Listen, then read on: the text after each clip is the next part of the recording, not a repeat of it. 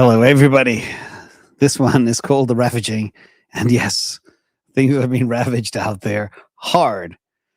And there's so much happening in the world. And we spoke a lot about how things are going to accelerate. But boy, have they accelerated, where we're seeing sometimes 20 years of price action compressed into 1 month. And then all the experts will say, oh, I told you so. I predicted this. I bought the bottom and I shorted the top and everything else. Nobody is predicting this stuff. We're going to dig into the crazy world we're in today. And there's some good signs, but things you really, really need to know. Big thank you to Shawnee, T&D, K8, DBF 430, and everybody else. Hey, Buckhorn and Hacksaw. Let's get into the ravaging and prepare yourself. Some hard truths in here too. Never financial advice. And all the questions come from Patreon. Let's get into the first one from Berliner Alpha. Very good question and a timely question as well. Hey, James, you often say that you get outsized gains when you need to run into a burning building. Bitcoin and Sol feel pretty close to burning building from where I'm standing. If we still believe in the fundamentals and your price predictions for the year 2030, why are we not piling in right now? A very good question. Very good question. Let's break it down and let's look at a whole bunch of charts. Try to figure out exactly where we are and what level we're looking for. First of all, simple chart. This is the monthly Bitcoin chart since 2019. And you can see here a couple of things. That big red line is the 69K, 70K level. That's a very important level for a ton of reasons we're going to talk about. And remember as well, I'll take the onus on this. I did 119K was my prediction in 2023 for 2025 for Bitcoin. Yes, I didn't sell because I don't have enough Bitcoin. I didn't want to sell. I didn't want to incur taxes. Didn't want to move stuff from places that I can't even touch myself. It was too much of a headache. And we never really had a true bull market in the traditional sense. In fact, 2025 was a negative year, which has never happened in the history of Bitcoin. So the last 2 years, everything has been different this time around. But there's a couple of things that are important to point out. First of all, let's look at the optimized trend here. Back in the last bear, we had the turning point at $50,000 after hitting a 69K top. It doesn't quite show up here because this is a monthly chart. It just shows the line. We'll get to the bar chart in a minute. Also, on the optimized trend, we had the turn at 108K. There's a couple of things you can see from this, and I will talk a lot. Your questions about Bitcoin and Sol. I'm going to talk about Bitcoin first because Solana follows Bitcoin, except at an amplified beta, which means if Solana falls, Bitcoin falls 10%, Solana falls 20%. We'll get back to that in a minute too. But if you look at these turning points, they turn a little bit after the top. The top was 125K. The monthly trend turned at 108. And the previous cycle, it turned at 50K after hitting 69K. So it's not super precise. But the thing that is very important to look at is once this turns, it tends to stay in play for the duration. Same thing with the bull market. The blue stays in play for the duration. Now, we'll get back to the 70K and why I think it's important. And it's a long-winded answer to your question, but I'm going to answer it from a TA perspective.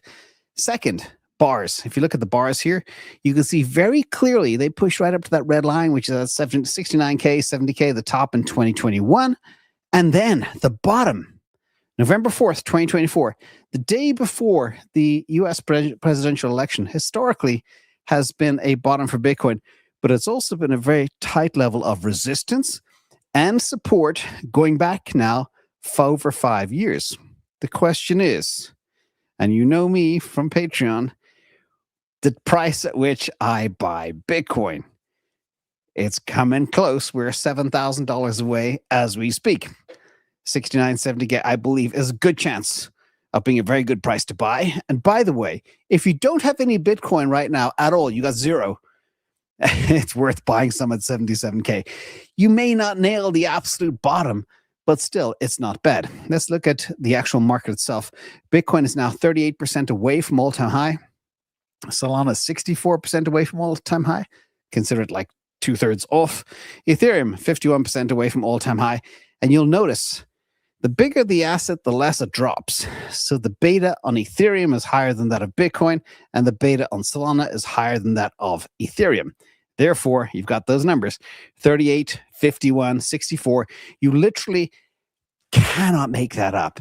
It's almost a linear dip line of where we are today. So let's look at one more chart, which is kind of interesting. Well, this is this one. This is Bitcoin. Actually, hang on a second. This one is actual, I think it's the Bitcoin price divided by M2, which shows you, I don't have the exact numbers here, but if you do divide Bitcoin by M2, the results, the performance for the last bull run have been abysmal, absolutely horrific. The Sharpe ratio, the actual return, the CAGR, all totally in the toilet. So it shows you we didn't have a traditional bull market and everything was kind of maybe front run because of the ETFs. But this one is an important level as well to look at. Again, why I mentioned if you don't have any Bitcoin, 77K is interesting. Right now we are at level 4, which historically has been a level of support. We'll see. Down below that, the next level of support is beneath 70K. We'll see if we get there. Now, the answer there is we need the trend to turn. Even if the trend turns, you may miss the bottom by a little bit, but at least you know you're not catching a falling knife, and that's the real magic there. Let's look at Solana on the ATR2. Ugly situation, not at level 4, but at level 2. Not pretty. And you can see the all-time high was 299 on Solana, not far from where we got to in 2021, and it dipped and it went all the way down to $8, those magical times. Then, that was November 2023, if I recall. No, November 2022. And then it went up, and it went bombastic, and then it went down. And then it had a little bounce up to 250, and then it went down again. So the crypto is a lot more volatile. And again, there is no traditional bull market. There was no alt season. There was no nothing. So, not yet. When I run into the burning building, that's when I'm confident we've put in a bottom. Actually, let's check on the Bitcoin price right now as we speak. It's weak as crap. 76.9 as we speak. It's just, and again, one other thing I do want to mention regarding Bitcoin, people say it's a function of charts and TA and everything else. Yes, you can see patterns and you can identify support and resistance, but this thing will not go up unless money goes into it. Okay, the only person buying Bitcoin is Michael Saylor. Everybody else is dumping it. The ETFs dumping billions. Long-term holders slow down selling, but they're still selling a little bit. Everybody's dumping it. Money's not going in. Money's going into other assets. Money's going into AI. Money's going into precious metals. Money's going into natural gas. Money's going into memory, silver, nuclear, everything. We'll talk more about those things as well in a minute. That's where we are. So Berlina, hold on tight for now. Next question is from Shabazz Khan.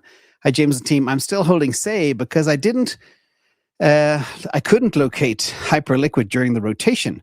Can you update us on how SEI has been performing lately and whether there's long-term value or catalyst that might justify holding it longer? Excellent question. I haven't looked at SEI for a while. And for those of you who don't know, I had SUI, and then I discovered SEI was far undervalued compared to SUI. I got rid of my SUI, put it into SEI, that popped, got rid of that, put it to Hype, that popped, etc. So it was like leapfrogging for fun across these different assets. And by the way, Hype has been the only asset that's been positive over the last 7 days and 30 days. So let's look at some, again, fundamental data. This is Sol versus SEI, transactions per second, daily transactions, and daily active users. So Solana, max TPS 710,000, whereas SEI 20,000. And Sol soon will be going to hopefully 1 million with Fire Dancer and Alpenglow and all that type of stuff. Daily transactions, 148 million versus 2.3 million. By the way, a very positive sign for crypto is daily transactions and adoption and users are all coming back. 1010 kicked everybody in the teeth.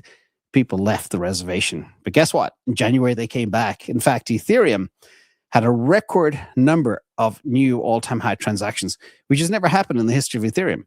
So people are coming back to the space. If you look at some of the multiples here, Solana has 3,450 times more speed, 6,100, 6,200% more transactions, and 425% more daily active users. So 1 million daily active users on a chain is actually pretty good. But people that use Sol are much more active. The average user does 27, 28 transactions a day versus 2 for SEI. Now, let's look at some other data points. This is total value locked, DEX volume, and stablecoin market cap. This is where it gets very different. TVL is 7,500% higher, DEX volume 13,000% higher, and there is no stablecoin market cap on SEI. So in terms of a fully rounded out layer 1, it's not quite where Solana is yet. But let's compare SEI to Ethereum. For giggles, see what happens. This is surprising. So SEI does more daily transactions than Ethereum. Ethereum is 2.29 million and SEI is 2.37 million. By the way, that's record number of new daily transactions for Ethereum. It was way lower a month ago. Daily active users, 1 million versus 862,000 on ETH. And by the way, ETH was at 500,000 daily active users for the longest time. It's gone up a lot. So there's a lot more activity happening now on all chains.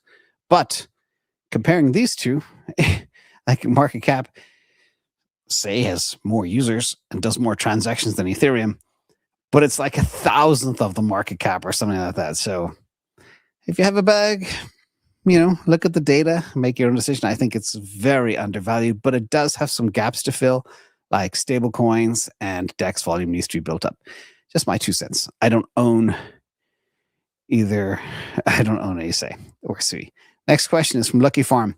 Thank you so much for your incredible research and insights from you and your team. They've genuinely helped me achieve much stronger returns over the last few years. Yeah, that's good to hear, and it's been a rough time. So thanks for hanging in there. Anyway, in your view, considering inflation, what ranges would you personally classify as okay? Good, very good, excellent, and outstanding CAGR for a long-term investor. For context, Grok suggested 7 to 10% as solid good, greater than 10% is excellent, 12 to 15% is outstanding, and 5 to 6% is subpar. One thing I'll say, which I'm happy to say, is do not go to AI for financial advice. It's not cooked yet. I think it probably will be by the end of the year, but yet now, no, don't. Let me explain why. Again, with more charts. This is the CAGR of the QQQ over the last, I think, 16, 17 years. Back to the global financial crisis, 2009. The CAGR is 21%. Pretty impressive. But again, like as I mentioned before with Bitcoin, it's very important to divide by M2 to get the real true CAGR. And that doesn't impact, like when Grok talks CAGR, they're not taking into account M2, but I like to as well. You just get a feel for where the QQQ has gone over the past 16, 17 years. This is the QQQ divided by M2, and the CAGR is now 13%. So we've gone from 21% to 13%. So just buying the Qs will smoke all of your Grok predictions, even if you divide by M2, which is not what it's doing. I want that to be very clear. And as you know, CAGR is all I talk about because it's a great way to measure performance of an asset.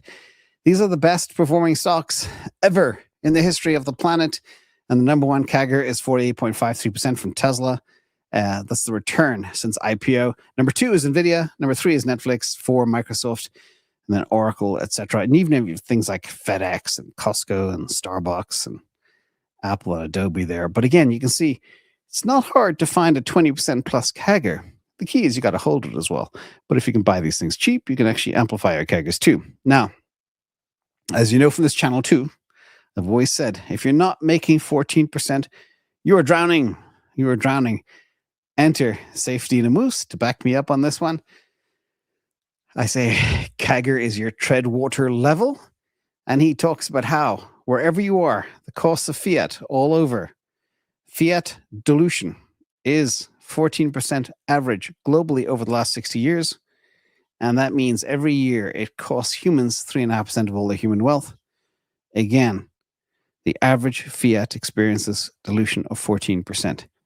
That's where the 14% return comes from.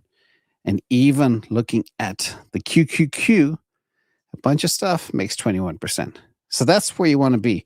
If you're not even willing to hold an asset like, I don't know, Tesla or Nvidia or something that's too risky, too volatile, just buy the index. That'll get you above your 14%. Hope that helps. Lucky Farm. Thank you for the question. Next question is from House Noise. And by the way, I speak about CAGRs a lot, but it's very, very important to have that realistic expectation. In the age of AI and AGI, I don't even think 14% is going to cut it for you. I think you're going to need a lot higher because a lot of crazy things are going to happen all at once. Very important to remember that. From House Noise, I found the new ETF from Barron First Principles ETF. It is 15% SpaceX, 13.5% Tesla, 4% XAI. I think without a big premium. The other stocks are reasonable. I'm thinking about deploying 10% of my portfolio in this ETF by selling my Tesla exposure. I'm now 40% Tesla, 40% Bitcoin, 20% Sol. Is this a good way to have some exposure to XAI and Space X? Interesting question. Well, as we learned this week, two big things. First of all, Tesla now owns just about 1% of XAI, which is a good thing. So if you are a Tesla shareholder, you automatically own XAI. I think XAI is very undervalued. Should be worth at least 800 billion, benchmarking against OpenAI, which I think is a house of cards. Also, there's rumors that XAI and SpaceX will merge, which means if you hold Tesla, you hold XAI, and soon you'll hold SpaceX. But the interesting thing to think about, though, is the IPO for SpaceX is coming. It's going to be valued at $1.5 trillion. If they bundle in XAI, it'll be $1.8 trillion. And that means it's pretty fairly valued, that big chunk of asset. Is Tesla fairly valued? That's the question you have to ask yourself. And I've done many videos on Tesla versus SpaceX and the impact of AI and the TAMs for these different assets. Nothing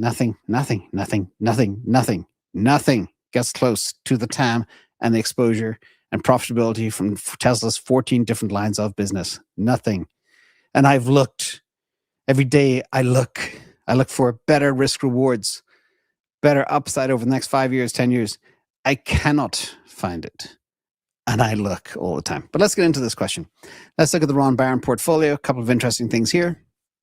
Yes, Tesla is now 13.03%. What did you say it was? And 15%. 13.5%, 15%. No, it's a little bit different. So here I've got 13.03% Tesla. There's two SpaceXs, 9.13% and 5%, call it 14% combined. And then XAI is 3.6%. So adding them all together, you get, drum roll, 31.03%. So yes, you're getting a big exposure to Musk Industries from buying this fund. So I like the way you're thinking. The question is, what's the faster horse? You always have to ask yourself, what has more upside? Now, the other thing that I would like to look at is what is in the rest of the bag. And this is the industry concentration across the other assets. Elon Musk Ventures, 31%. Financial services, 16%. As we know, a lot of financial services will be ravaged by crypto. We know that. But still, they're strong. And there are some that might do very well, like fintech plays. We shall see. Leisure and hotels, 14%. I don't know about those. I don't think it's a sector I personally would want to be invested in. Software and tech, I think software is going to be ravaged. Professional services, ravaged. Insurance, ravaged. Real estate and data, we'll see. Healthcare will be fine, but it's only 2%. And then aerospace, 2% cash, entertainment. So it's a very mixed bag. 30% is very good. The rest, I'm not sure. So this is what sometimes turns me off. Too many assets, too many holdings, not so very strong ones. But if you do need some exposure and you believe there's an awful lot more upside for XAI and SpaceX, which I do not, I think that, well, other than XAI, I think SpaceX is relatively fairly priced. It may not be a good investment. So the way I'll look at it is this. And again, Your idea is not bad, but what will outperform over the next 5 years? And I want to be very clear. I look at things in 5-year cycles, 3 to 5 years. I believe Tesla will have a much more explosive next 5 years than SpaceX. Now, 2030 to 2035, when we start putting data centers in space, that will be the time for Tesla Silicon to shine and SpaceX. Who's going to win that 5-year epoch? I'm not sure. The next 5 years, though, I am pretty sure Tesla will win. So all my models, all of them say Tesla will outperform SpaceX and XAI and smoke all the other industries. I put my money where my mouth is. Also, as a Tesla shareholder, you now have the XAI exposure, which I mentioned before. But this is the big wild card. I wrote a Substack on this a couple of weeks ago about the silicon exposure. AI4, self-driving cars better than humans. AI5, make perfect cars and enhance Optimus. AI6, drive Optimus in data centers. Okay, this is the Dojo 3 type story. And AI7, space-based AI compute. But AI7, we're talking 4 years out, maybe a little longer. So be ready for that. That's the very colorful future. And my theory is if they can pull off this new silicon, these new inference chips, these new AI chips that work in data centers, work in humanoid robots, work in cars, and you can stick them in space, that combo could be worth more than NVIDIA. That's something to think about. And that's one of 14 lines of business that Tesla has. So that's why I'm very bullish on Tesla. Anyway, next question is from Woodsy. Hey, James. Hello from cold Canada. Stay warm up there. Thank you for your dedication to the community. I believe I saw an alert that you don't like nuclear or energy. I forgot. Can you clarify? 20% of my portfolio is NLR, and it's done really well. I'm also writing covered calls in it monthly.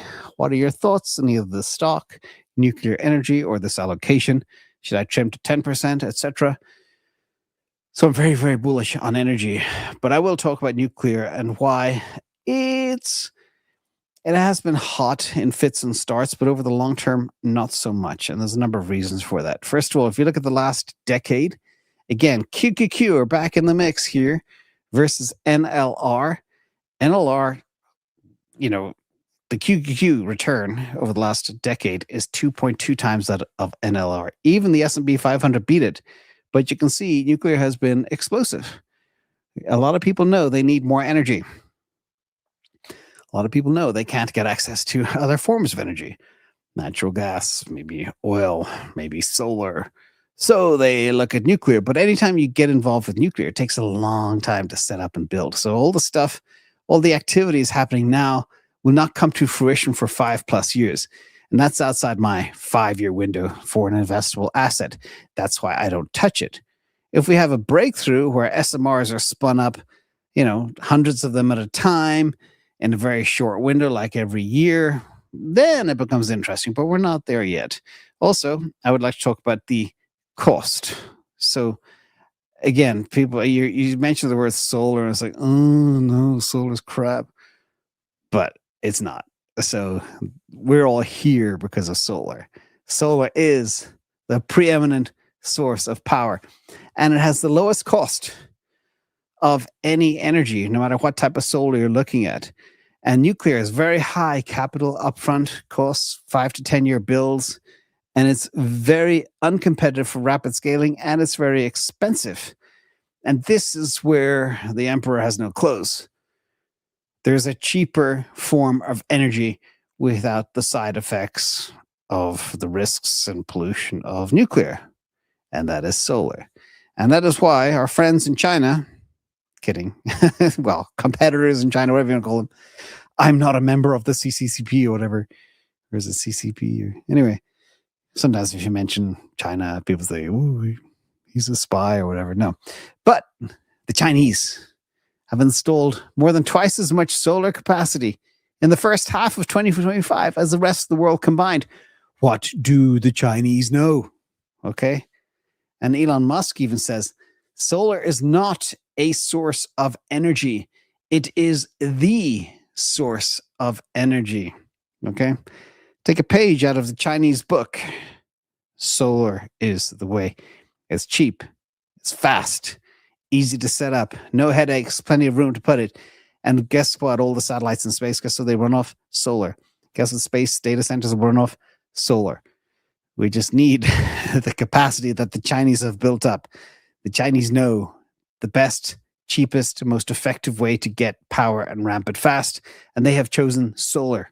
They're also building nuclear, but they've quadrupled down on solar. So either the Chinese are dreaming or they're extremely good long-term planners. And I would err on the side of the latter because they knew about rare earths 20 years ago when everybody else was playing tiddlywinks. Anyway, shout out to our Chinese friends. Next question, Del M.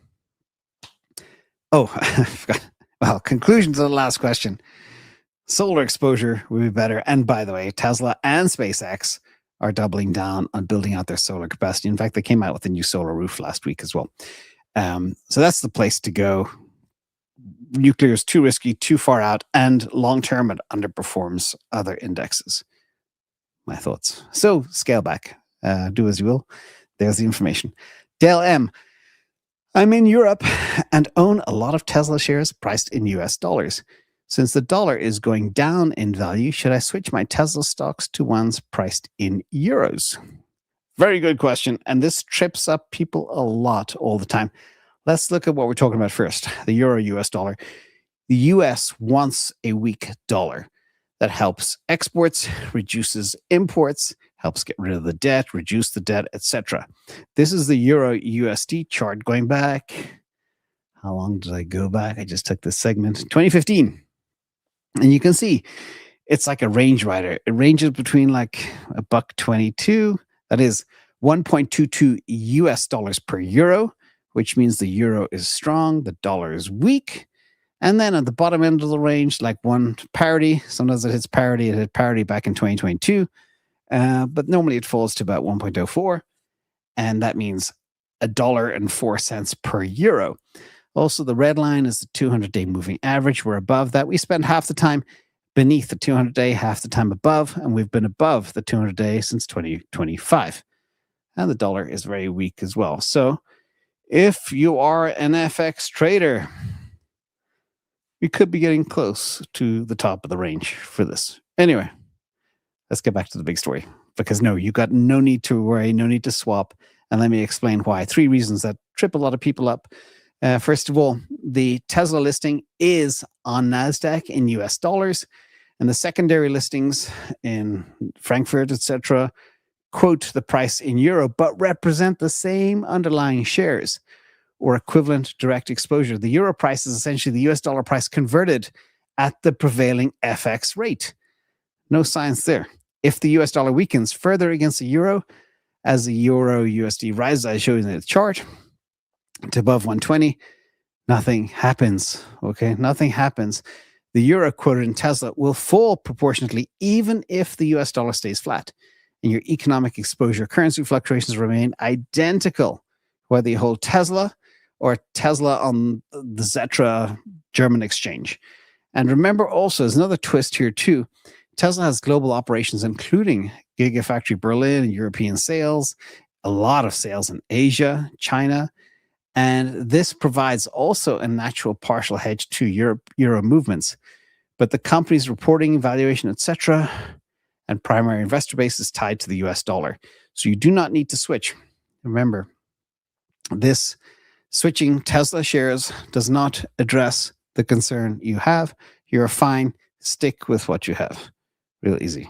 And again, there are also tailwinds. The majority of Tesla revenue comes from outside the US.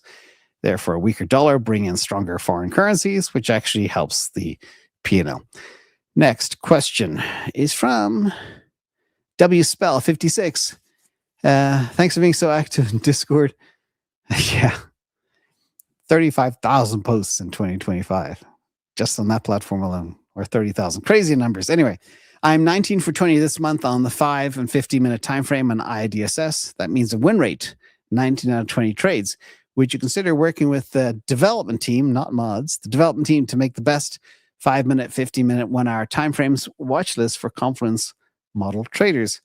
So a couple of things I always say as well.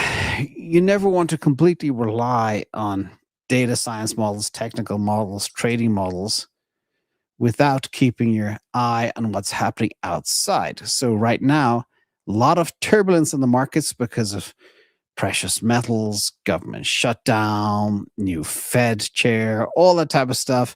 I've got a list of 15 different mini gray swans all happening at the same time, rattling markets. Markets hate uncertainty. That's why the markets suck right now, really suck. So what we have done, though, is we have built models that find the best signals for the best assets.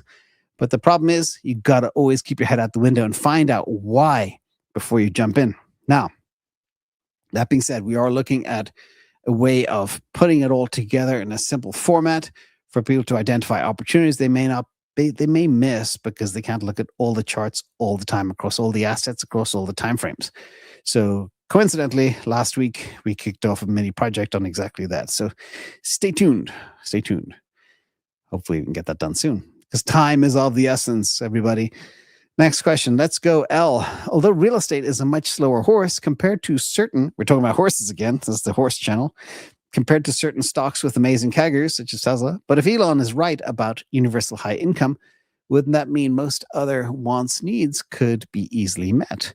While prime property, think beautiful waterfront locations and great climates, would remain relatively scarce. And thus, might be best to lock down some sooner rather than later. I would love to hear you talk this through. Very interesting. As you know, I'm obsessed with real estate. I have been for a large part of my entire life, but there's some very interesting things going on in the world. So, for example, if you take Italy, I used to travel a lot in my early 20s to Milan in the early 90s, and I noticed something very strange. Nobody was getting married. Nobody was having babies. Everybody's just having a good time all the time. And because of that, over the last 40 years almost, birth rate in Italy has tanked. Population getting older. Everybody downsizing. Young people move to cities. And now there's an abundance of real estate all over Italy, especially in the south, on the coast, etc. And you can buy a nice duplex, beautiful duplex. I think 300 square meters, 3,000 square feet, maybe even more with balconies and everything else. 6 minutes from the beach for $100,000. That's $50,000 a unit. You can get absolutely incredible real estate in Italy on the Adriatic coast. The Amalfi coast, of course, is a lot more expensive, but that's the point. So there's always going to be that prime real estate, but it depends on where it is, location. But there are beautiful locations that have super cheap real estate right now. Now, let's get back to the things you mentioned. Universal high income. Everybody has an abundance of everything. We got to basically lock in scarce assets. And we're seeing the impact of scarcity on markets. Bitcoin is the scarcest thing in the world, and it sucks. And it's this head scratcher for people like me. Silver goes to the moon, gold goes to the moon, palladium. It's weird. But let's get back to the big question, okay? I'm going to talk about UHI and then wealth, redistribution, and then scarcity and real estate. And bear with me, it's a bit of a tricky story. First of all, I do not buy in to Elon Musk's sustainable abundance. I don't agree with all things. Very important to have your own opinion. But this universal high income, everybody's going to be rich, no need to save in 5 years, all that garbage. Garbage. Do not bank on universal high income in 5 years, 7 years, or whatever. Okay. Now, there may be things that are abundant, like if there's a bunch of optimists running around doing very complex neurosurgery, maybe the price of that will go down. What used to cost you $1 million will now cost you 10,000. That is one thing that is possible. But the rest, I don't think so. I don't think so at all. Yes, AI and robotics will make work optional. Okay. I think UBI, which is for subsistence, just to stay alive, versus UHI, luxury, access to everything, food, medicine, transport, private jets for everybody. No, of course it's not going to happen. And the reality is, okay, and it always happens, it's going to happen in a more extreme manner. This is part of the bumpy part of what I'm going to say, is we have restraints, political, physical, economic restraints. And as usual, the concentration of wealth will always be at the top. And I will argue it's going to get even more extreme in the age of AI and AGI. Let's look at a simple little chart here. This is the global wealth pyramid. Check this out. The top 0.7% own basically half of all wealth. 33 million people from 8 billion own half.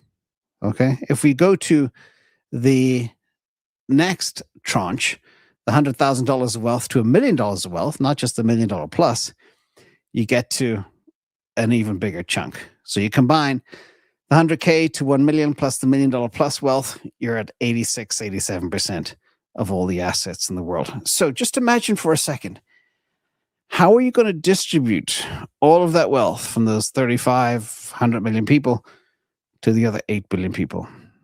Not going to happen. Also with AI and AGI, the people that will get wealthier are the people that own the compute, the people that own the resources, that leverage the compute to generate abundance. But that abundance concentration will always happen at the start. Now we're seeing signs of different parts of the world, even like New York City, where they want to take the wealth, California, give it and take the wealth from the rich and then give it out in UBI, free this, free that, rent control. But that never works. That never works because the people with that wealth leave. And then the tax base is destroyed and there's nothing left for anybody. These are the social experiments happening as we speak right now. Anyway, moving on. There are barriers to this abundance too. Again, yes, there will be robots and there will be AI, but the big difference is AI profits will flow to the owners of that compute, like I mentioned, the data and the intellectual property. But the labor share, the salary share of income will drop in the future. That's a given. And I always talk about winners take most. That's going to get even more extreme with the age of AGI.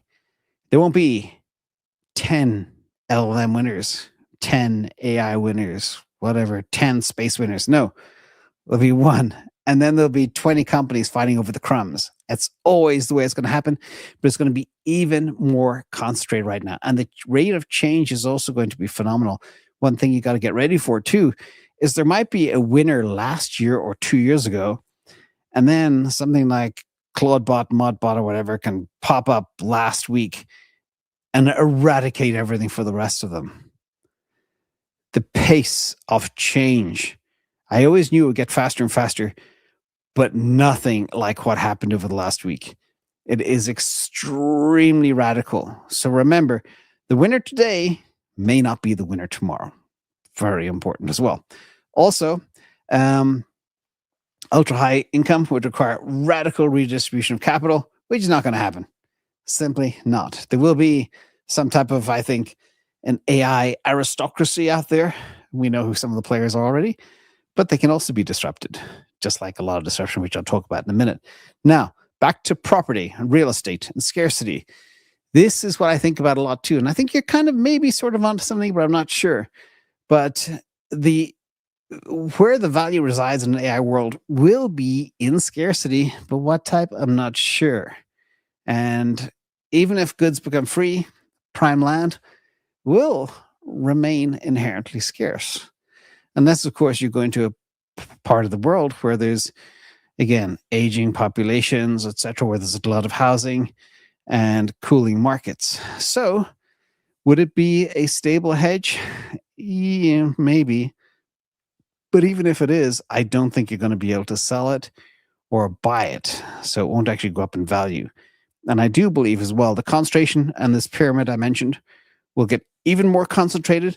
But the people at the top, they don't need 10 houses. In fact, I always say the more stuff you have, the more headache you have. There'll be less.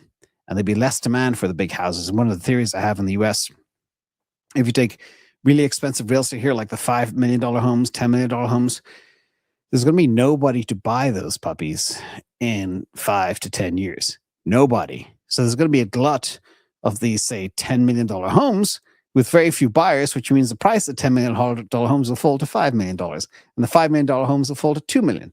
And that's the way I see things, the cookie crumbling, as they say. So, no, don't do it. Stay on the faster horses. And then in 5 years, 10 years, take some off the table, take some profits, and buy that $10 million home on the beach in Santa Monica or wherever for pennies. That's the way to think.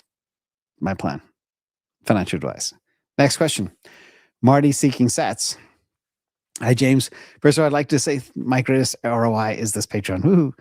With Elon's MarcoHard and the vision behind it, could he possibly intend to disrupt the entertainment industry also, specifically the gaming industry, which is currently valued at over $200 billion a year on software alone? Very good question. In fact, these questions are so timely because I made a post a couple of days ago, I think, or maybe yesterday or the day before, about Google Genie. Google Genie now has a product where you can talk to it and you can say, hey, build me a game with this character and this type of landscape with these types of weapons or whatever. It'll build it for you. You can custom make your own video game. I'm not a video game gamer, never was, never will be, but I can understand there are a lot of people that would like to do that. And since that happened, Project Genie came out, all the big gaming stocks tanked. In fact, I think one of these, Ubisoft, is down 95% from its all-time highs. Unity software tanked 25% almost on Friday. Roblox 13%. CD Projekt, like Roblox, I don't know much about it, but it's a thing where the kids can build their own environments. Now you can do that with Genie. Roblox is dead. The parents no longer have to buy Robux, $100 every week. It's over. It's game over. So is the company. So it's an interesting thing. But I think it goes beyond gaming software because they're all going to get smashed. Enterprise software, I've been writing about it for a long time. It's going to get smashed. Already getting smashed too. But this is a really interesting one too. XAI and Elon Musk is a gamer. And he believes XAI can do a lot. And they are building an AI gaming studio. And that's a major project of XAI. They're also building MarcoHard to build enterprise software using AI agents, all that type of stuff. And they're also building software that builds images, movies, etc. And this is where it gets super interesting. I do believe Hollywood could get disrupted by the end of this year or next year. They churn out garbage anyway, so I think they're already disrupting themselves. But the unmatched speed and cost of AI is incredible. You can create a 10-second clip on XAI in maybe 40 seconds. And the cost of that clip is pennies. So when you compare that to a Hollywood movie that would cost hundreds of millions of dollars, now you can envision your own movie and have AI build it for you. Now, I think the age of 2-hour movies, etc., 3-hour movies, 90-minute movies is over. People have much shorter attention spans.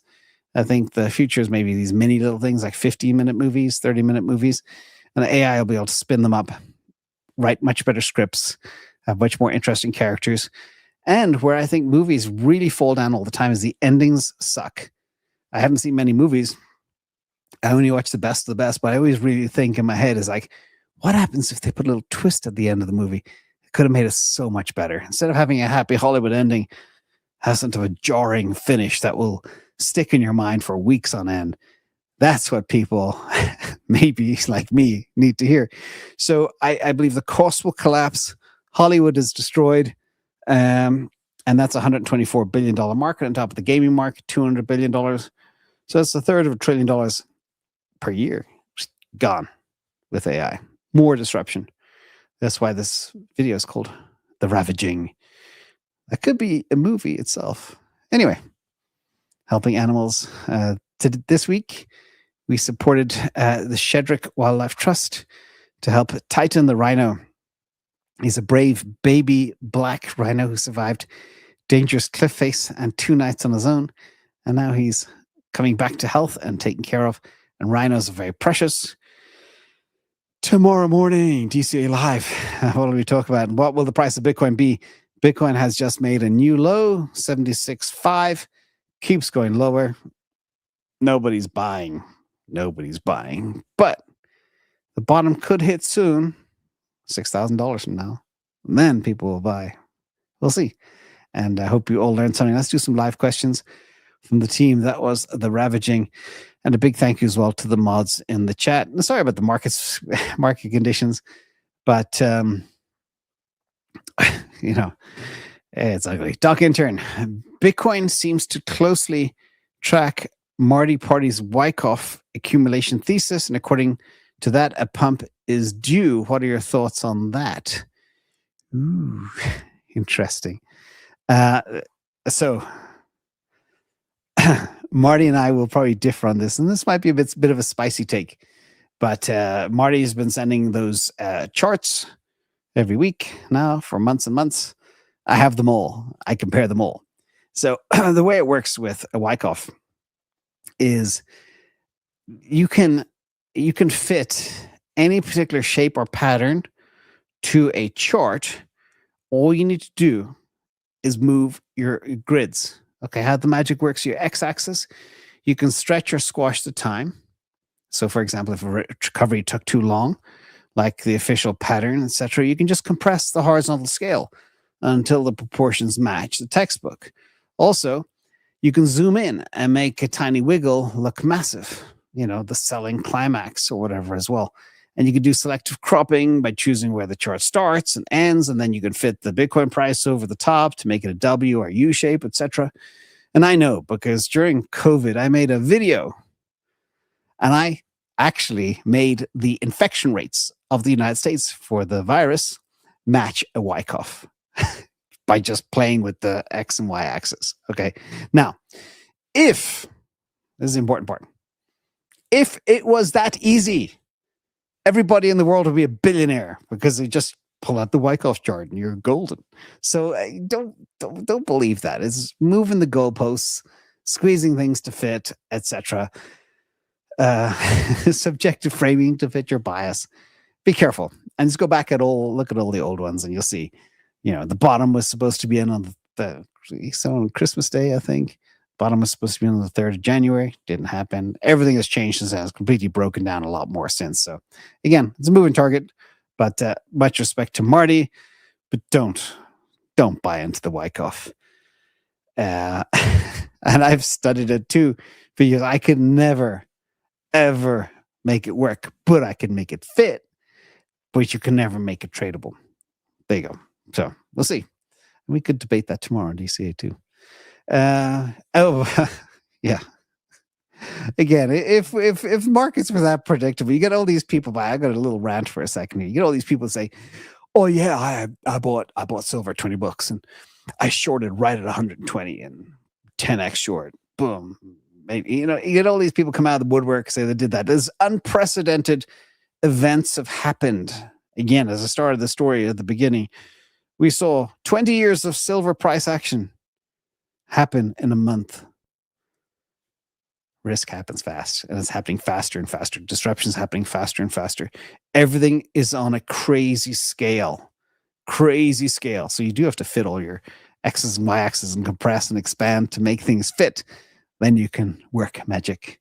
Piper, thanks to you up there in Canada. Huge thanks to the IA family. You guys rock. And so does Canada. Stay warm up there.